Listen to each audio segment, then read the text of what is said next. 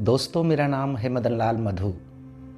कहानियाँ सुनाता हूँ और आज मैं आपको सुनाने जा रहा हूँ एक बेहतरीन अभिनेता और मूर्धन्य साहित्यकार भीष्म शाहनी की लिखी कहानी चीफ की दावत।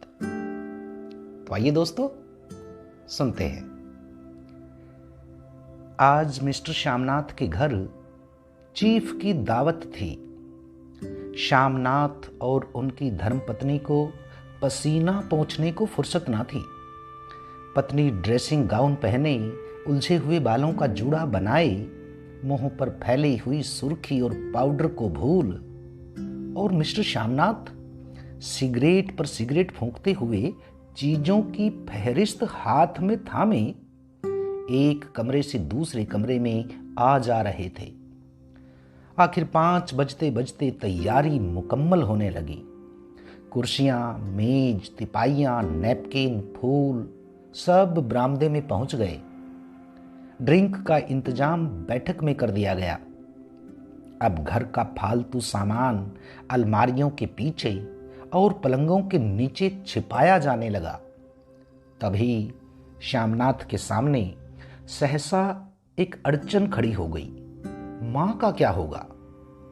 इस बात की ओर न उनका और न उनकी कुशल गृहिणी का ध्यान गया था। मिस्टर श्यामनाथ श्रीमती की ओर घूमकर अंग्रेजी में बोले, what will happen to mother? मां का क्या होगा? श्रीमती काम करते करते ठहर गई और थोड़ी देर तक सोचने के बाद बोली, इन्हें पिछवाड़े इनकी सहेली के घर भेज दो। रात भर बेशक वहीं रहे, कल आ जाएं। श्यामनाथ सिगरेट मुंह में रखे सिकुड़ी आंखों से श्रीमती के चेहरे की ओर देखते हुए पल भर सोचते रहे। फिर सिर हिलाकर बोले, नहीं, मैं नहीं चाहता कि उस बुढ़िया का आना जाना यहां फिर से शुरू हो। पहले ही बड़ी मुश्किल से बंद किया था। मां से कहें कि जल्दी ही खाना खाके शाम को ही अपनी कोठरी में चली जाएं। मेहमान कहीं 8 बजे आएंगे, इससे पहले ही अपने काम से निपट लें। सुझाव ठीक था, दोनों को पसंद आया।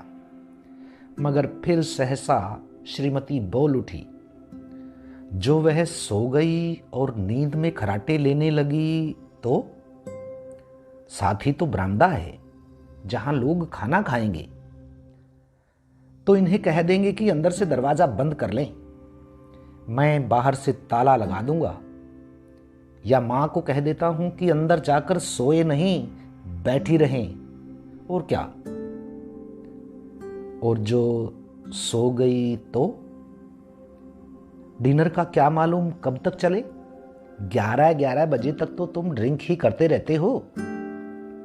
श्यामनाथ कुछ खींच उठे, हाथ झटकते हुए बोले, अच्छी भली यह भाई के पास जा रही थी, तुमने यूं ही खुद अच्छा बनने के लिए बीच में टांग अड़ा दी।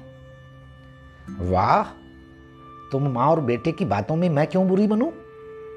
तुम जानो और वो जाने। मिस्टर श्यामनाथ चुप रहे। यह मौका बहस का न था, समस्या का हल ढूंढने का था। उन्होंने घूमकर मां की कोठरी की ओर देखा। कोठरी का दरवाजा बरामदे में खुलता था।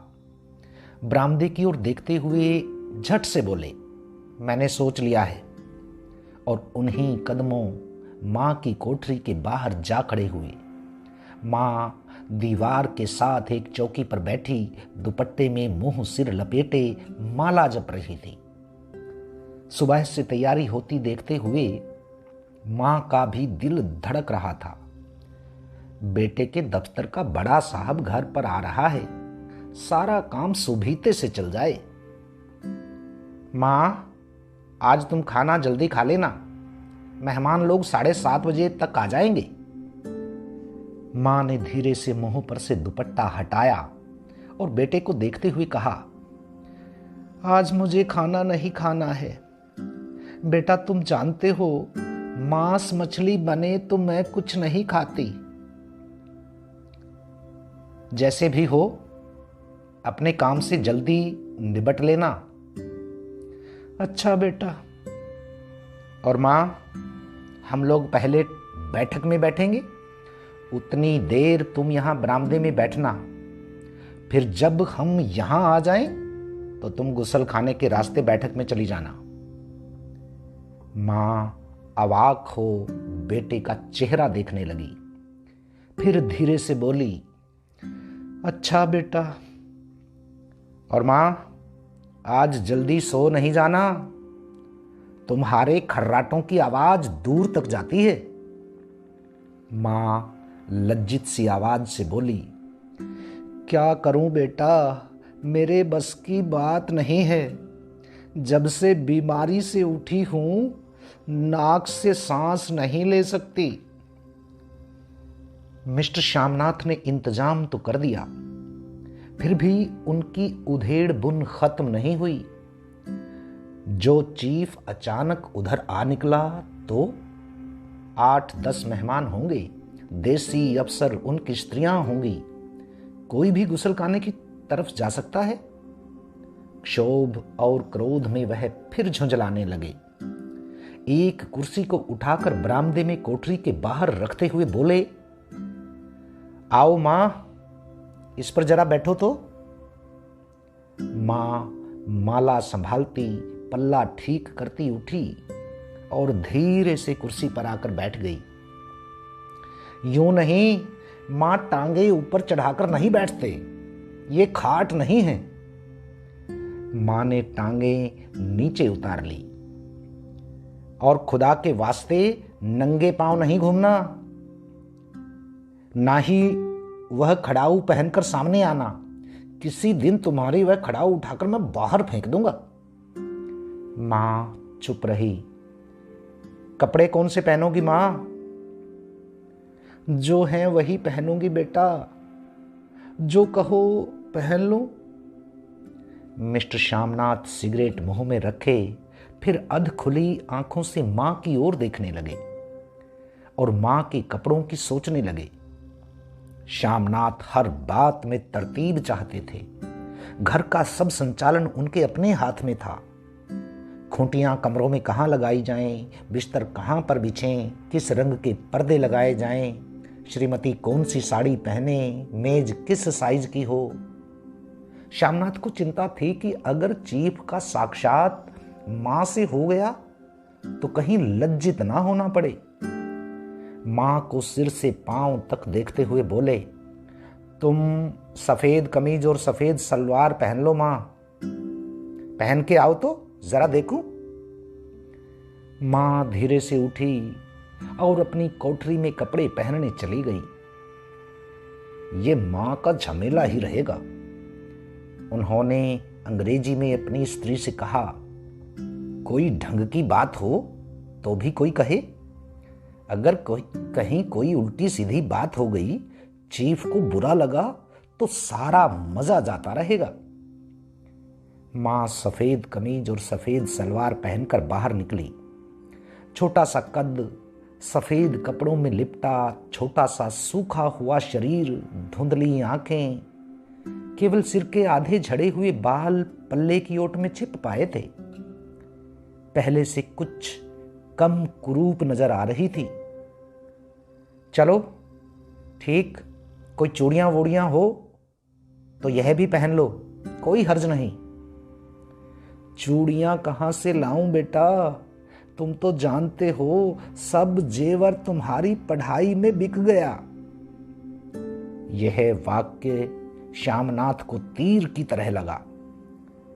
तुनक कर बोला, ये कौन सा राग छेड़ दिया मां, सीधा कह दो नहीं है जेवर बस। इससे पढ़ाई वढ़ाई का क्या ताल्लुक है? जो जेवर बिका तो कुछ बनकर ही आया हूं, निरा लंडूरा तो नहीं लौटाया। जितना दिया था उससे दुगना ले लेना। मेरी जीभ जल जाए बेटा, तुमसे जेवर लूंगी? मेरे मुंह से यूं ही निकल गया, जो होते तो लाख बार पहनती। 5:30 बज चुके थे। अभी मिस्टर श्यामनाथ को खुद भी नहा धोकर तैयार होना था। श्रीमती कब की अपने कमरे में जा चुकी थी। श्यामनाथ जाते हुए एक बार फिर मां को हिदायत करते गए। मां, रोज की तरह गुमसुम बन के नहीं बैठी रहना। अगर साहब इधर आ निकलें और कोई बात पूछें तो ठीक तरह से बात का जवाब देना। मैं ना पढ़ी ना लिखी बेटा, मैं क्या बात करूंगी। तुम कह देना मां अनपढ़ है, कुछ जानती समझती नहीं, वो नहीं पूछेगा। 7 बजते बजते मां का दिल धक धक करने लगा। अगर चीफ सामने आ गया और उसने कुछ पूछा तो वह क्या जवाब देगी। अंग्रेज को तो दूर से ही देखकर वो घबरा उठती थी।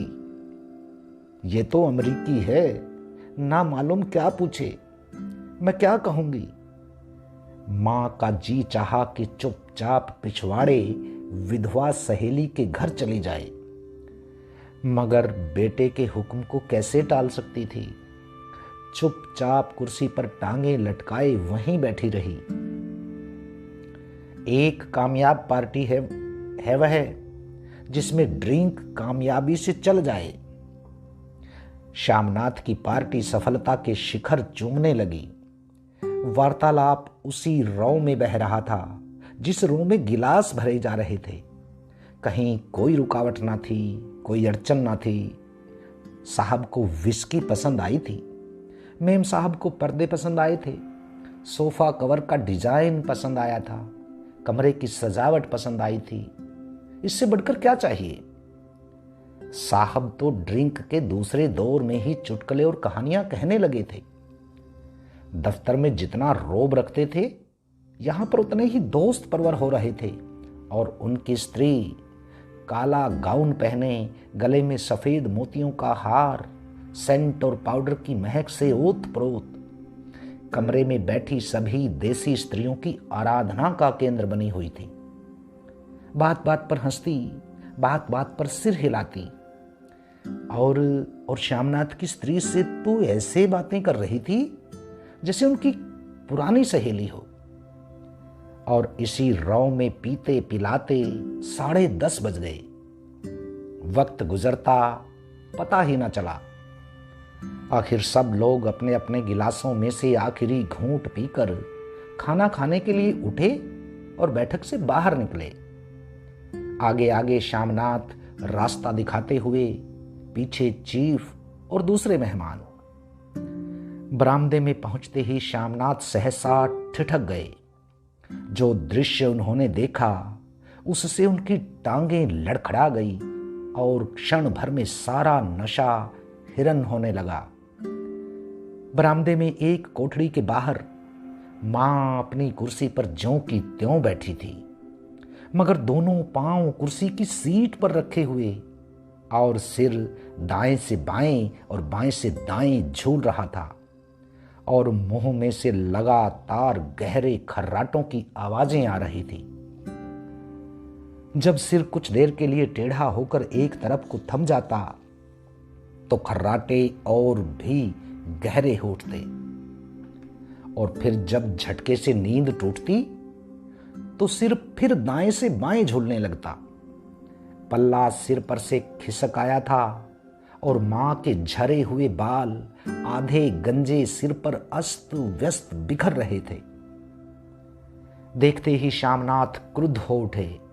जी चाहा कि मां को धक्का देकर उठा दे और उन्हें कोठरी में धकेल दे, मगर ऐसा करना संभव न था। चीफ और बाकी मेहमान पास खड़े थे। मां को देखते ही देसी अफसरों की कुछ स्त्रियां हंस दी कि इतने में चीफ ने धीरे से कहा, पुअर डियर। मां हड़बड़ा के उठ बैठी। सामने खड़े इतने लोगों को देखकर ऐसी घबराई कि कुछ करते ना बना।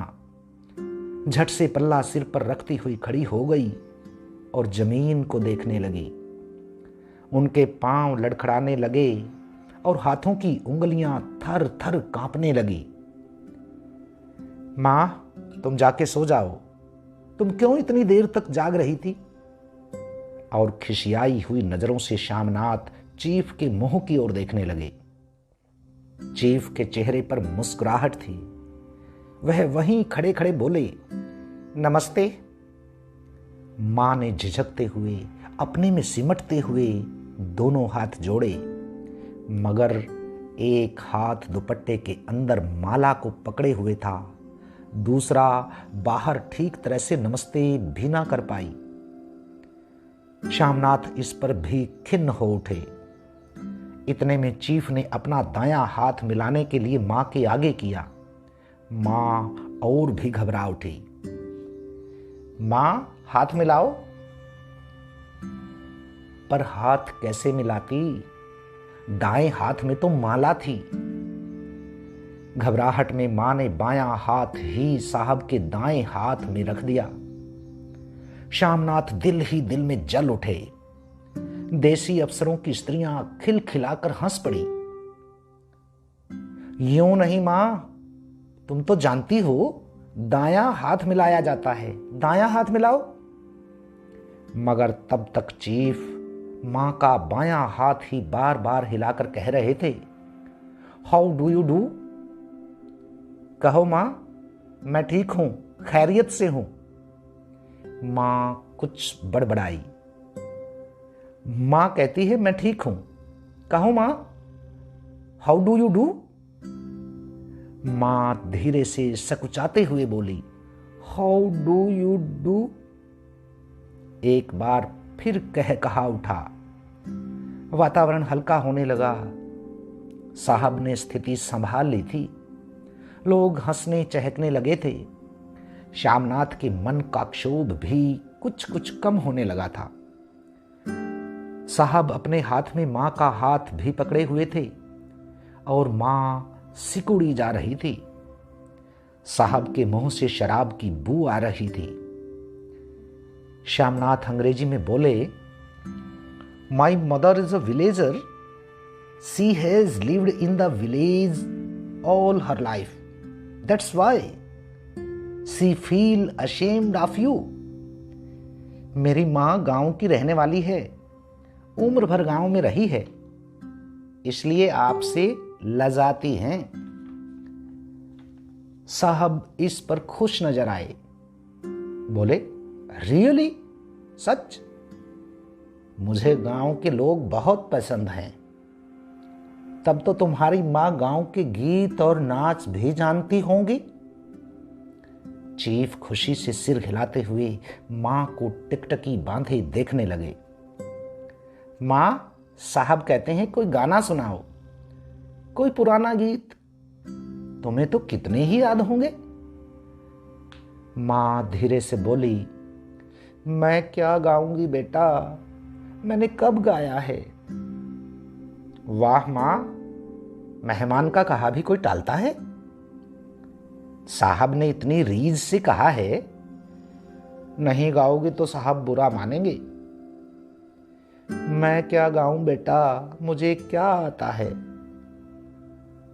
वाह, कोई बढ़िया टप्पे सुना दो पत्तर अनारा दे।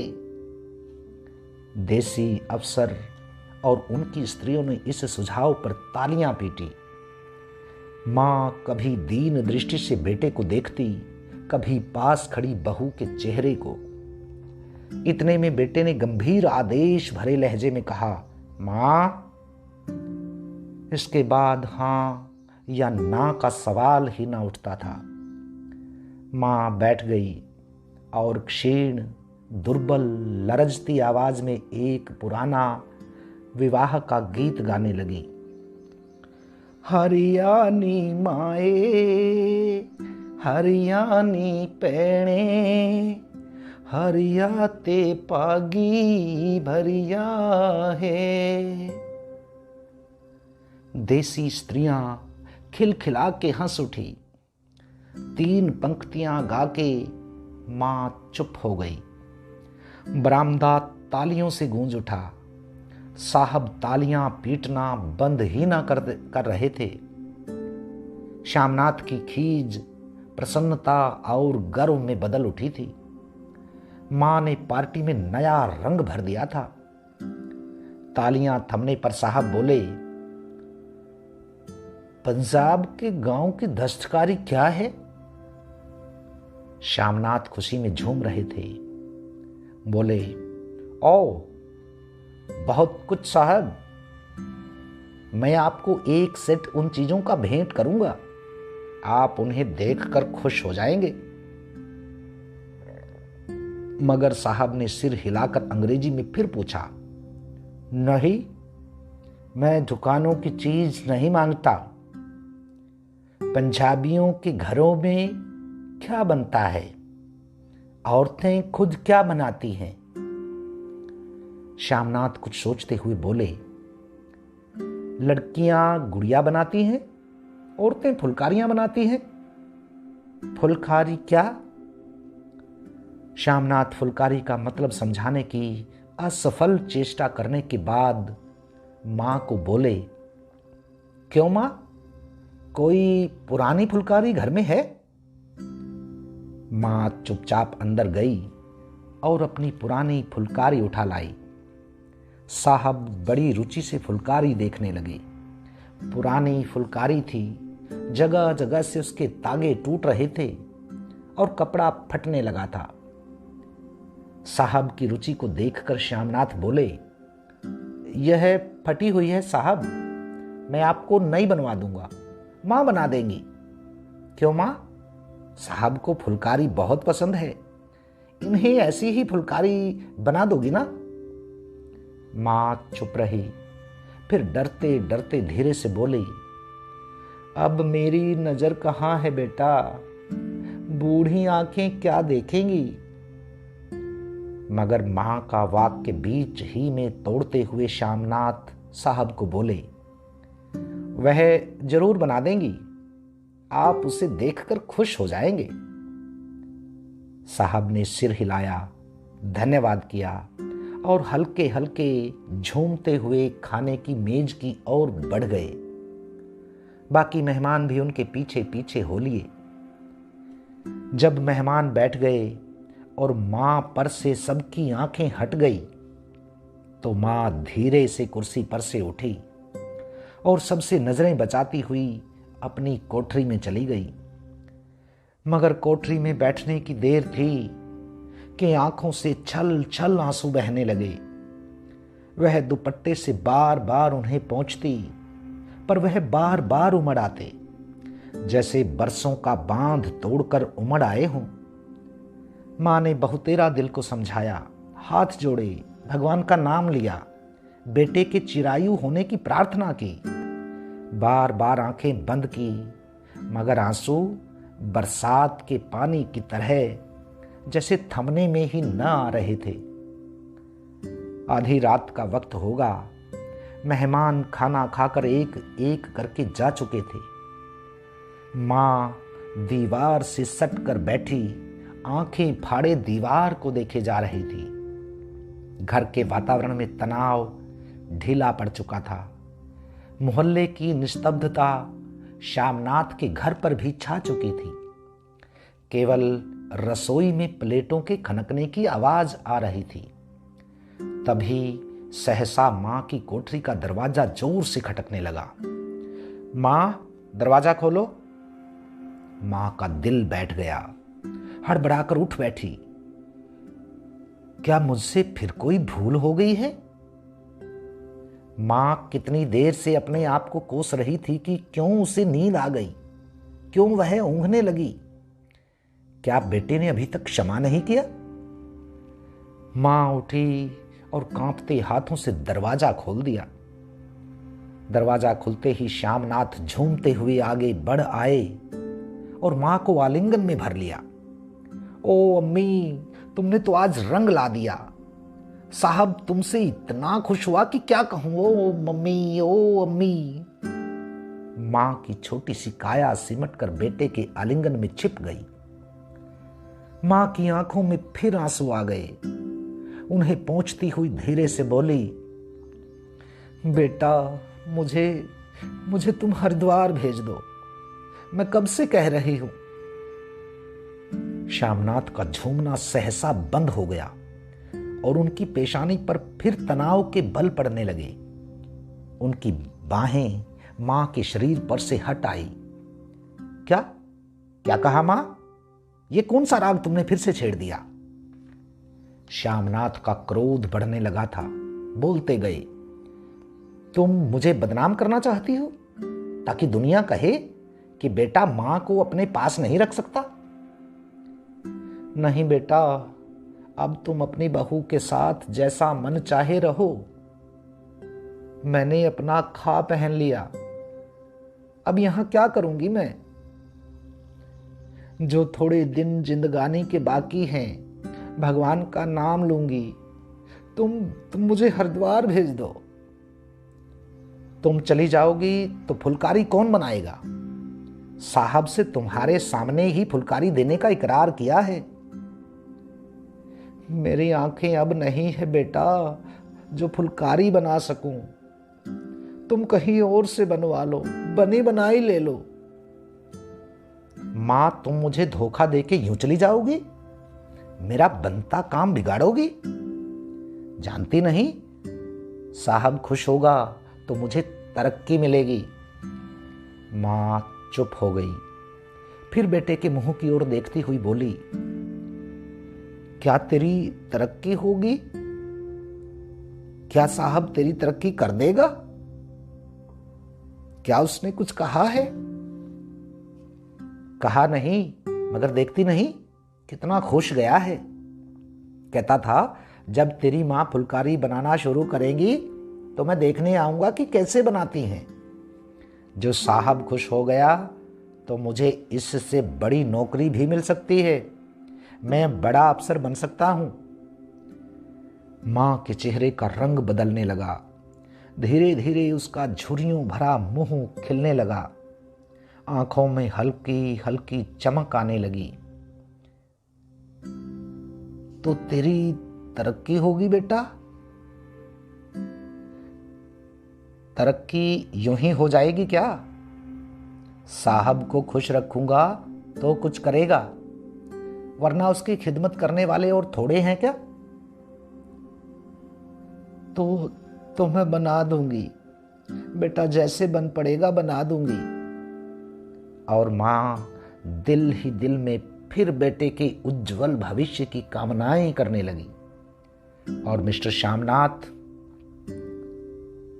अब सो जाओ। मां कहते हुए तनिक लड़खड़ाते हुए अपने कमरे की ओर घूम गए। तो दोस्तों, बस इतनी सी थी ये कहानी। आप सभी दोस्तों का बहुत बहुत आभार। नमस्कार।